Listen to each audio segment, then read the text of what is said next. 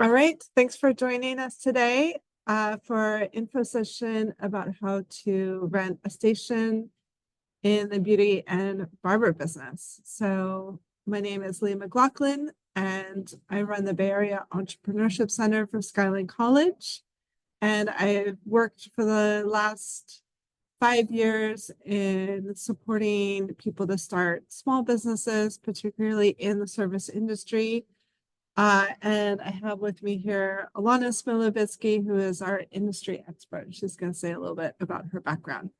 Hi, I'm Allana. I've been in the beauty industry for over 20 years, and I've done everything from working on sets, working behind a chair. I now own a business, and I have two hair stations for hairstylists. I have an esthetician room, and right now I'm working on a third station. So hopefully soon I'll have a third hairstylist in my shop. And I also, the front of the store is a beauty supply. So I also sell professional beauty, hair, skin, and nail products. And my store officially, as of today, has been open for 5 years now. Yeah. So she is our expert on the both sides of being a renter and a rentee, and will give us the industry inside scoop. All right. So first thing that we want to talk about is what are the different rental options? So you're currently maybe in school, working on getting your license, and what are the options after school? So the first is usually what people start with is a chair or a station if you're an esthetician. And so what that looks like is you are just renting one part of what looks like a big open salon. And then within this, there's even more room for different options. Some people start with renting a chair or station 1 day a week, a couple days a week, to then full time. So this is great because as you're building your business, you can scale up more and more as you get more clients and become more financially secure and stable and just have more demand. And then usually from there, people move to renting what's called a solo suite. So these are sort of like pocket-sized salons or spas where just one individual person is operating and seeing clients. And a lot of new developments are having these types of solo suites built in so that people have this interim between a chair station in a large business to going to something individualized and not having to jump all the way to opening your own full service spa or salon. So this is usually the pathway. We're not going to go into being the owner of a full salon or spa today and renting to other people. We're just sticking with you as an individual running an individual business. And our next thing that we're going to go over is just talking about the legal differences between being a renter and being an employee. So recently, California passed a new law called AB 5 that really has more strict differences between these two. And we feel like it's important to go over because some small businesses haven't really caught up with the current law. And we just want you to know what the differences are. So when you go into a situation, you know what is legal and not legal. You might decide to live with something that's not legal, and maybe the rest of the situation works for you, but we just want you to have the information and be equipped to make that decision of what's right for you. You might wonder, well, how can a business run in an illegal manner? Basically, there's not enough budget by the state of California to send somebody out checking up on every single small business in the state of California. If you think about that, that's an incredible amount of work. So usually they're relying on other people reporting when somebody is not following the law, and then they get investigated and help get help or else get fees that move them to being compliant with the new law. Again, we just want you guys to have the information so that you can not be taken advantage of. You've had some experiences where Yep. you were first starting out. Do you want to? So I personally had in a business take advantage of me, and I was straight out of beauty school. I didn't know my rights, and I didn't know what was wrong, what was right, what was wrong. And I went into a salon, and I was basically, I have no clientele. I'm straight out of beauty school. And this business owner promised me the world. Like, she promised, I'm going to educate you, I'm going to make sure you're fully booked. And so, everything sounded amazing to me. And she basically had me working the desk part-time. And then if there was walk-ins, I would clock out and take walk-ins. But how she took advantage of me, and actually some other girls as well, was she would manipulate you to believe that you should go do things for her without getting paid and not on the clock, because you should want to do it. You should want to promote her business. You should want to promote yourself and her company, and you shouldn't have to expect hours to get paid. So it was a lot of that, a lot of unpaid work, and a lot of other sketchy stuff that I don't want to get into, but she would basically have you do like her errands. Yeah, and maybe also telling you that you're learning the business and Yeah. this is about, she's giving you education instead of pay. So that is basically illegal. And so as an employee of somebody, you need to be paid. It is totally illegal to have somebody do free time for you. And so as an employee, when you're hired, you're getting paid hourly or you're getting a salary. In these small businesses, it's usually hourly. There used to be a commission system in salons and spas where you would earn a commission based on seeing clients. Commission alone is illegal. If you are there at the salon or spa, you are getting paid. Some places might give you an option for commission as long as it is on top of, equal to, or more than what you would be making hourly.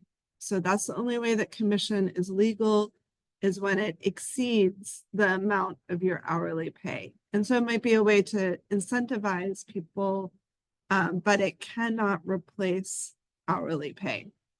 So as a renter, you are getting paid directly by clients. You are renting that chair, you're renting a table, and the client is paying you directly. If you don't see a client, you're not getting paid. That, for instance, Allana is not obligated to pay her stylists that are renting a chair for her if they don't have clients. They're not her employees. They're just renting space from her. All right. So as I said, if you're an employee, you get paid even when there's no client. So this is often where people start off straight out of school because they don't have a huge clientele. You're a renter. If you don't have a client, you're not getting an income. As an employee, the owner is usually booking the clients and controls your schedule. As a renter, you are independent. You are essentially running an independent business, and you should be booking your own clients and setting your own schedule. Again, you're renting a space from somebody else, and then you are otherwise an independent business within their larger barbershop, salon, or spa. As an employee, the owner is going to control what services are being offered and what price is being charged for those services. As a renter, you get to set your own prices and your own fees. Again, this is really important that it's very distinct. As an employee, you don't necessarily handle taking payments from clients unless you're hired to be at the front desk and help out with that. As a renter, you should be collecting your own payments from the clients. This is where there's a little bit of gray area sometimes, is that a salon owner might be renting you a chair, but wants to handle booking, wants to handle all the payments, and then gives you the money for the clients you saw afterwards. That is actually not how it should be set up. So just be aware if you end up in a situation like that, it really should be you're handling everything yourself if you're a renter. As an employee, the owner can have a brand and a dress code. As a renter, you should be able to develop your own brand and appearance. As an employee, the owner should be providing all the products and supplies that you need to use. You should not be getting charged for any materials. But as a renter, you are purchasing your own products and supplies. There's some nuance to this. For instance, Allana, do you want to talk about the little perk you offer your renters? Yeah, so because I have the beauty supply in the front of the salon, we carry a lot of products. So I want the salon to use those products just because then it's easier and kind of pushes a sale. So I provide back bar for my stylists. They don't have to use it, but it's a nice perk for them because it's one less expense they have. And again, they don't have to use it. And then they do have some of their own products mixed in there. But for the most part, they just tell me what they want and I buy it for them. Yeah. And Allana is not restricting. She's offering a wide array of different products so that they can maybe use companies that align with the type of services that they're doing. And again, they're not required to it. It's actually like a perk that Allana offers in the rental agreement, but she's not restricting them to or forcing them to use her products and supplies. All right. As an employee, you're covered by the owner's insurance.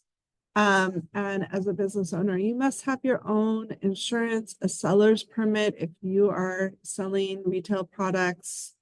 And it's really important to have business insurance. People can sue you for if they feel like you damaged their hair in some way or other types of situations.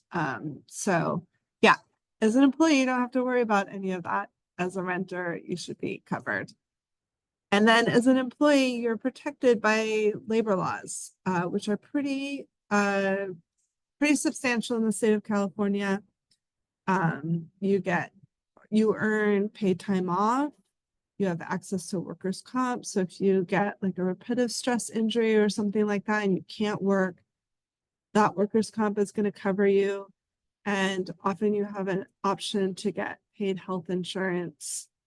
And if you get fired, then you have unemployment insurance that you can collect. And as a renter, you are required to provide all of that for yourself. So you must save up money to take your own time off. If you get injured, you have to have your own health insurance. And then just getting slightly into taxes, but as an employee, you're basically getting your taxes kind of prepaid by your employer.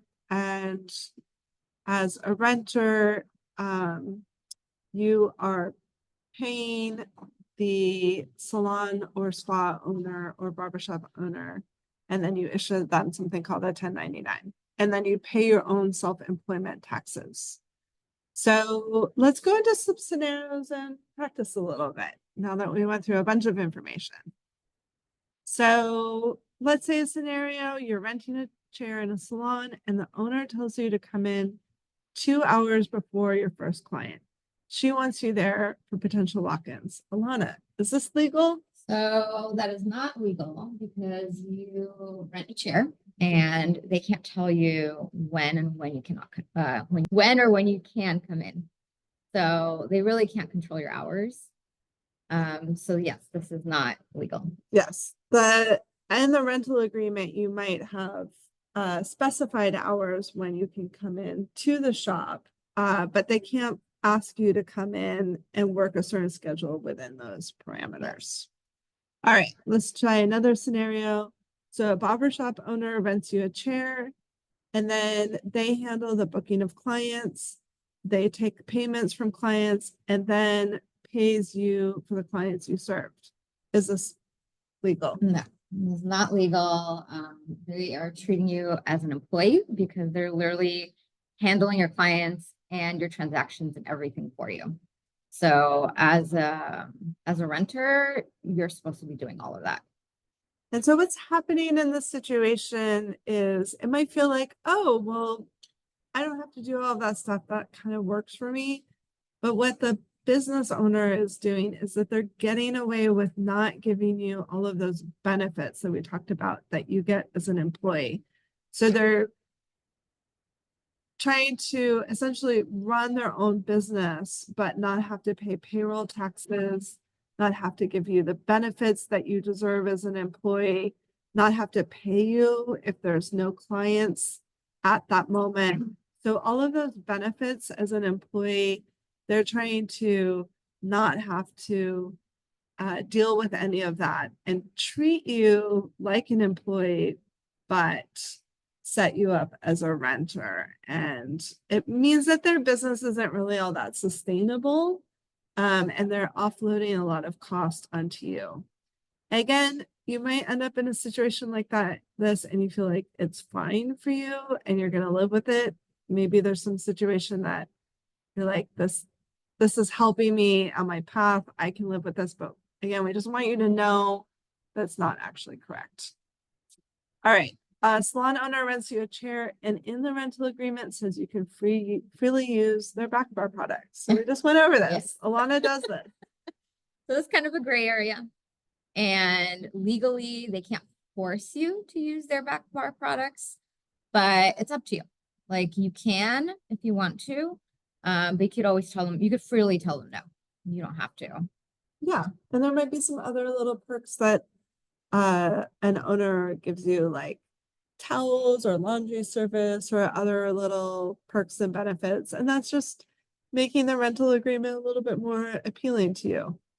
But again, you don't have to do any of those things. All right, the spa owner rents you a table and requires you to wear a uniform and use their branded products. So that's not legal because again, they're treating you as an employee. If you are a renter, you could wear whatever you want. You could use whatever products you want because you are independent. You are not an employee. They can't tell you what brand you should be using or what you should be wearing to work every day. All right, last one. A barbershop owner rents you a chair in their shop and passes walk-ins to you when they are too busy to serve them. Totally legal. They don't have to pass you any walk-ins if they don't want to. Most places, the owner takes the walk-ins or gets first dibs on walk-ins.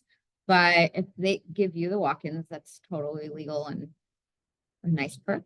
Yeah. One less thing you have to worry about. And as you're looking for a place to rent, having this as an option that you can have access to walk-ins might be something that you want to look for, especially if you're starting out and you haven't built up your robust clientele yet. All right, so now that we went over sort of the legal definitions of renter and employee and the differences between the two, we're going to get into how to find and rent that space for your new business. This is probably one of the toughest things to do in our industry, just because there's not a lot of outlets out there. There are some sites like ShareShare, Craigslist, Indeed, Simply Hired, and LinkedIn. But those search engines are really broad, like Craigslist, Indeed. Like you're getting a lot of different industries and you're really have to like search through them and be on there every day, sometimes multiple times a day to constantly see what's getting posted. And for whatever reason, a lot of time, like our industry doesn't really post on those sites. And especially like when it's a little mom and pop shop, some of these sites are really expensive to consistently keep posting on. So I think the best thing to do in our industry is really just walk around a neighborhood, like one of your favorite neighborhoods, and pop into different businesses and talk to the owner, talk to the staff, and find out, do they have any space available? Are they hiring? Or maybe they know someone and then they can refer you. And one thing to also think about when you're going into different businesses, come in with a business card or resume, just so you have something to leave with them. And it looks a lot more professional as well to come in with something. Because maybe they don't know someone or they don't have anything at the moment, but then they have something to pass on or to call you back because something opened up. Yeah. And in our building clientele workshop, we talk about having a QR code on your business card that links people to like your media. And that's a great option too, because let's say this owner doesn't have space, but they know somebody else. If they can link to something online, then they can text that link to a friend. It's a very networky industry. So you want to make it really easy for other people to share your information. And I know, Allana, you've placed people in friends' businesses. Yes, I am all about word of mouth and helping each other out. So like my employee, she finished beauty school and then she was looking for a place, but she wasn't ready to rent.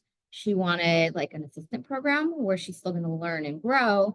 And one of my friends who owns a salon just happened to be looking for an assistant. So we just kind of like help each other out, and this industry is really all about word of mouth. And And that's our next. yeah, I was waiting. It really is word of mouth. And it's not even just talking to businesses like salons or spas. You could also go around to beauty supply shops or schools and just spread the word that, you're looking, do they know anyone? And everybody in this industry talks, even schools and shops. And I've seen at different beauty supply stores, they even post like little ads that, small businesses are looking for, they have, they're either hiring or they're looking for someone to take over a space. And another thing you could do is join some Facebook groups. And I'm not just talking about like groups in your industry, like salon groups or esthetician groups. Also join like beauty groups, because a lot of the time, they're talking about beauty. They're talking about their hair and makeup trends or hair trends. But obviously all these people go to like spas, nail salons, hair salons. So they also hear word of mouth. Like if these places they go to are hiring, or they'll see that someone's hiring, or they have a chair for rent. And so if you post on those groups, hey, my name's so-so, this is what I do, this is what I'm looking for, then you're going to get feedback. People are going to share with you, hey, this is what I saw here, or, oh, I just heard this place was hiring, or they have a rental. So you really just post on any group. Yeah. Word of mouth.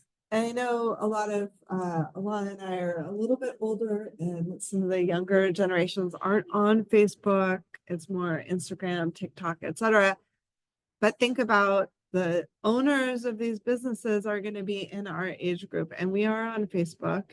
Mhm. And it is a place where it's a older demographic for social media, but that's where the owners are going to be. And Facebook is really good for groups where people around similar interests gather. Another one to try out is Nextdoor, which gets some bad press for a lot of like people complaining, but it's also a place where people can share and help each other out. So just some thoughts about how to find that place. Again, it's just not easy. Takes some work, and that's the reality of the industry. All right, so now that you're narrowing in, you're finding some possibilities, how to find a good fit. So you really want to think about what is important to you. Some things to think about is commute, like how far are you willing to drive? And that also applies the location of where the business is going to be, because whatever location the business is in, that is the type of clientele you're going to be getting. So not only is that location important, but also what's around that location. Like, are you paying for parking? Are your clients going to be paying for parking? So these are all things to really think about when you're looking at locations, because also this goes into, it's going to go into your finances. Like how much are you going to be paying for the commute? How much are you going to be paying to be there all day? Because if you're paying for parking, that's also going to your expenses. And then think about the space that you're in and what's important to you in that space. Do you want something where you're in an environment where it's zen and quiet, or do you want something more hip and loud and you're around a lot of people and, you know, very talkative? Or do you want something that's a little more private, like a private room or a solo suite where it's just you and your client and it's a very personal experience? So these are all things that you really want to think about when you're looking for space. And yeah, as you're thinking about that, remember that you are part of your service. The person's interacting with you, your clients are interacting with you.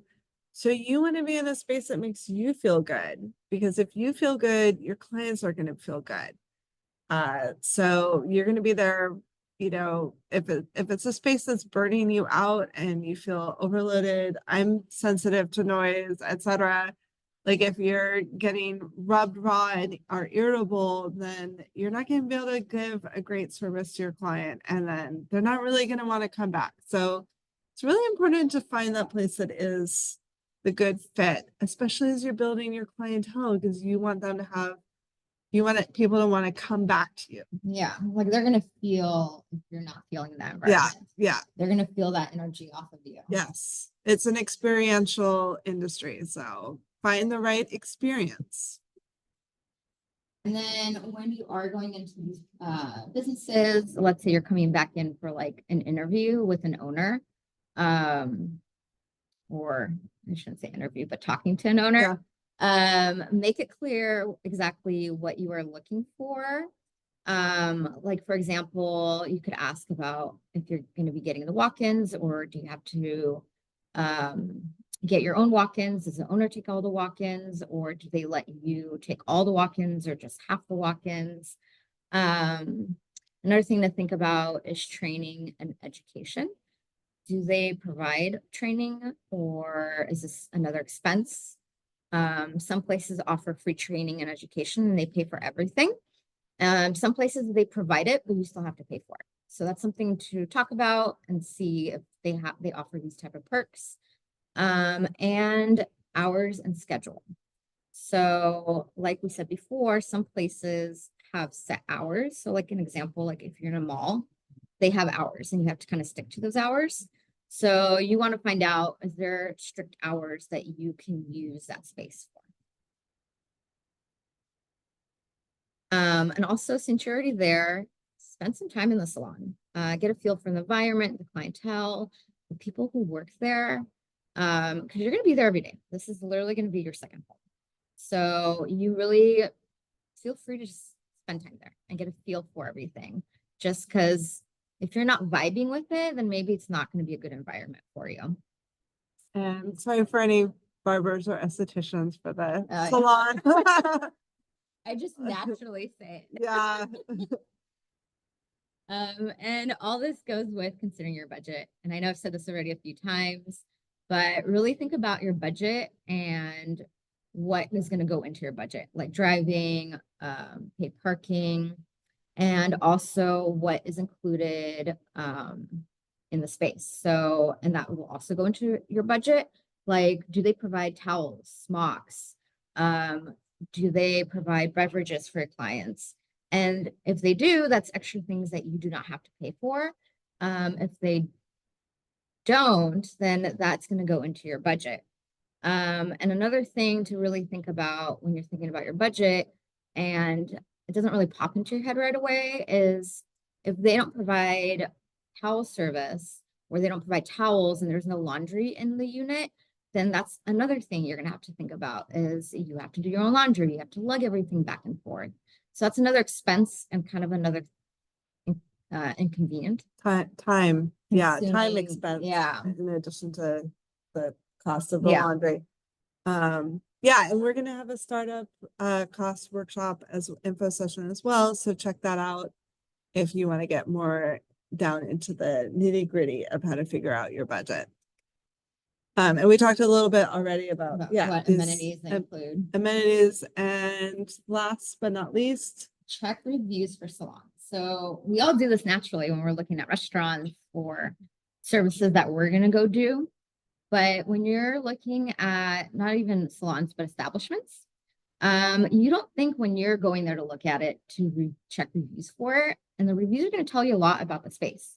Like if the reviews for the space are a lot of negative reviews or just a lot of consistent reviews about like the owner or stylist, that's already telling you a lot. That's already giving you a red flag. Like, hey, everybody keeps saying the same thing about the owner.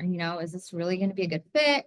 And also, if you're building your clientele, it might make it a little harder to build clientele if that space has a lot of bad reviews. Yeah.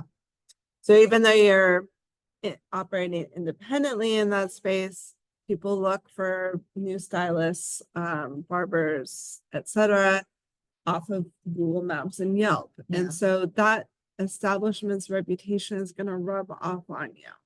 So that is really important to check out and make sure that you're not going to get adversely affected. All right, so now we're going to go into the rental agreement. What goes into a rental agreement? You may not have ever done a rental agreement. Maybe you haven't yet even rented your own home or apartment. So let's go into giving you a sense of what to look for.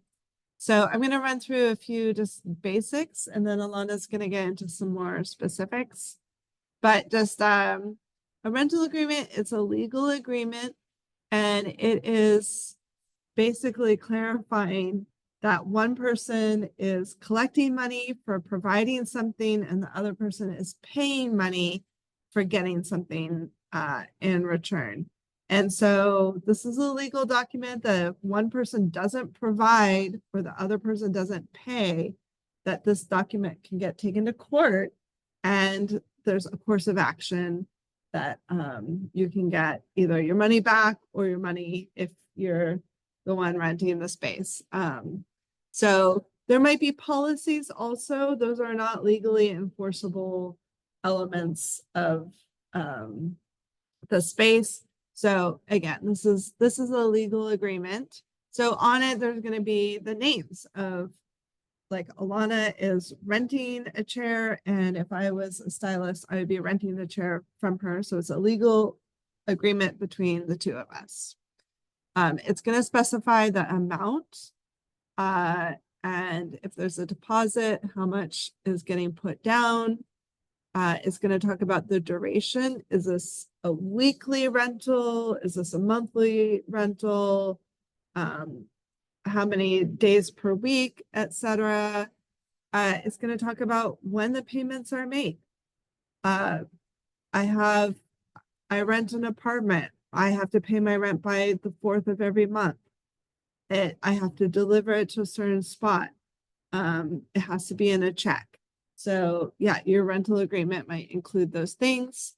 If rental increases happen, if your agreement might specify that the increases are based on inflation, or if you have, well, there's not really rent control on commercial. Not really. Yeah. But it'll just indicate on the rental agreement if there's rent increases and how much. What the schedule is. Yeah. If they're at will. And let's switch over to you. So they'll put on there the exact space that you're renting. And what they mean by that is basically it will say you have this station and this space to use. And the reason they put that in the agreement is so you're not using other people's space, and that you're just responsible for your designated area. And that in the salon area or esthetician or spa area, they put that there so there isn't arguments, there's not confusion. If you make a mess in your area, you're responsible for that mess in your area. If you're breaking any rules in your area, you're responsible for that area. So that's why they really designate this is your area, that's what you're responsible for, and nothing else. And then they also put on there specific equipment that they provide. For example, like a heat lamp, dryer, chair, anything that you're responsible for, they're going to put on that agreement. And the reason they do that is if you break it, you're responsible to fix it. So if you do get equipment and it's out of shape or not properly working, you want to say it right away. Because if you don't bring it up right away, if there's issues with it, then they might say, well, maybe you broke it because you never said anything in the beginning. Yeah. So you really want to bring up stuff. Yeah. Take pictures of the state of things, maybe attach that to the rental agreement as an appendix, or just keep them in your files. So later when you're leaving and they say, oh, this wasn't like this, and I'm going to charge you for these dings or dents or whatever, you can say, no. I have recordings, I have pictures. This was the state that things were in when I came in. And they'll also put on the agreement exactly what services you perform. And they put that on the agreement not only to protect themselves, but also to protect you, because you are licensed for specific services. So that's what we are expecting you to be doing on your space. If you are not doing those services in your space and you get in trouble, that protects the owner from whatever you're doing. Also, a lot of time I put that on my agreement because I am in a shopping center and there's specific services that my salon is not allowed to provide because, for example, I have a nail salon across the way from us and they have exclusive rights to being the only nail salon. So that means in my shop, nobody can do nail services. So that's the reason I add that to my agreement as well, is because if you start doing nails and I get in trouble, then I'll be like, look at my agreement. I told them this is all they can do. So it kind of takes the liability off of me. Yeah, or maybe you're renting space out of a full service salon and they don't want people competing with each other. They're renting to offer different services to clients, but they don't want one person to be offering services that somebody else is supposed to be the exclusive person for. Or it might be that the equipment is set up, let's say in a salon, just for haircuts, and they didn't buy furniture that is going to hold up if coloring is happening or sinks, and then you do that and then their sink is stained. So they're going to put on the agreement that all you're doing is cutting and styling hair, you're not coloring, and so it protects them. So there's various reasons for this. All right. And then just basic things like, are utilities provided or paid for by the rentee? Do they provide a front desk service? For instance, there just might be somebody who handles when the client comes in and is in the waiting room, and then maybe they help to rebook through your booking service afterwards, and that's included in the rental. That can be really beneficial. I see a chiropractor, and when her person's out of town, she's just like so scattered trying to keep up with rebooking and providing the service at the same time. So it's just something to think about, like if you want to handle all that, or if you want somebody else handling that, so you can just focus on your craft. We talked about this already, but specific hours for the rental, that you're not coming in the middle of the night. And do you want to talk about insurance requirements? A lot of agreements will have what's the minimum for your liability insurance, and that's totally normal. Because in the main lease agreement, they might have on there saying, hey, each renter has to have this minimum requirement for insurance. Yeah, and that protects the owner of the space from getting sued themselves. Yeah. And then cleaning, so when they put cleaning into the agreement, it's basically stating like, are you responsible for all the deep cleaning, or are you just responsible for your daily cleaning and just maintaining your space? Some places offer weekly like housekeeping or maid service, or monthly like deep cleaning service, or it might just say in the agreement you're responsible for all the cleaning, even the deep cleaning. You have to keep your space clean. Maintenance repair, and this is applies, like we said before, for all the equipment they give you, but also your space as well. So let's say you hung stuff on a wall and you created large holes and damage in the walls, or you damaged the equipment. So you're responsible for any damage or repairs that you do to your space. And cause for termination on contract. So they will specifically put reasons that they can terminate a contract. For example, they can terminate your contract because you haven't paid rent. You're consistently always late on rent. And I don't mean like a day or two, like a week or 2 weeks. Or you're causing a harsh environment for other employees or making people feel unsafe. So the owner would put termination clause on the agreement just to protect themselves, saying, hey, I can terminate our contract at any point. Sublease or not sublease. So this could be important to some people, and to some people, it really doesn't matter. And I think this is important for people who know they take really long vacations, especially let's say they take the summers off, or they know they're going to have kids soon, so they're not going to be in the salon as often, or going to take a maternity leave. So if you can't sublease your space, then you're responsible for still paying that rent, even if you're not there. But if you can sublease it, that means you can find someone who can temporarily use your space, pay that rent while you're not using it. So you really have to think about, is this important to you or not?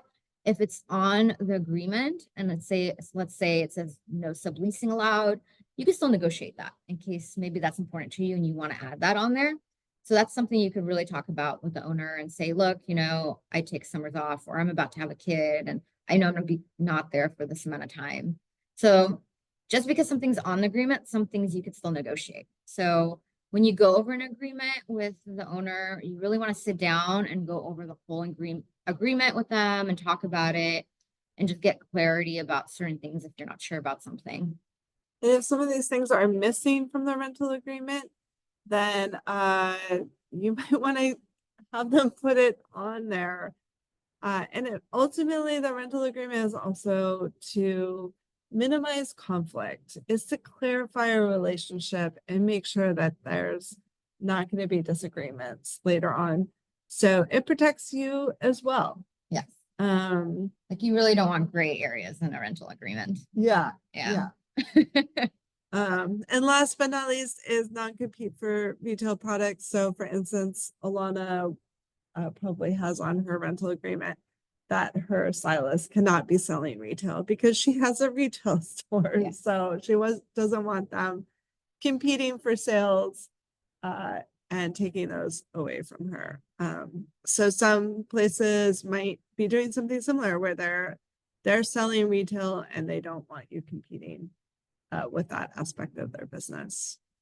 So yeah, and this covers a lot of the points of a rental agreement and how to rent a chair station. So thanks for joining us today. And if you're a Skyline or recent graduate, contact us for a consultation. We love to help you launch your business. All right. Thank you so much. Thank you.